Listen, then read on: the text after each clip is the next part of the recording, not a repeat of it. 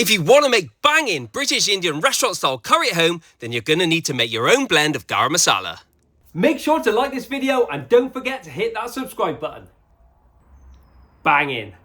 This Garam Masala recipe is down in the caption for you, but you are going to need a tablespoon of green cardamom, 4-star anise, 5 black cardamon, 3 Indian bay leaves, 2 sticks of cinnamon, a tablespoon of fennel seeds, which have a beautiful aniseed flavour, 2 tablespoons of cumin seeds, 2 tablespoons of coriander seeds, a tablespoon of black pepper, a teaspoon of cloves, and 5 blades of mace.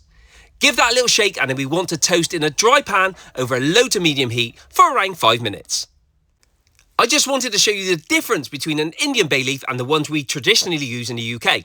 You can see they're very different, and the veining runs up and down the length of the bay leaf, and it's worth hunting them down. I get mine on the internet. You will know when it's done when the room smells beautiful and fragrant. So once toasted, use a microplane to grate in about half a nutmeg. I didn't put this in at the beginning as it tends to burn within the pan because the fragments are so small. Now the next step is very important. Leave the spices to cool before popping into your processor or coffee grinder and blitz until you have a fine powder. Some may say it's easier just to buy shop-bought garam masala, but trust me, please make your own. It has an incredible flavour profile which will add extra dimension to your homemade curry. And once you have all of the whole spices in your store cupboard, you can make up a batch whenever you need one to make banging curries like this. Make sure to like this video and hit that subscribe button.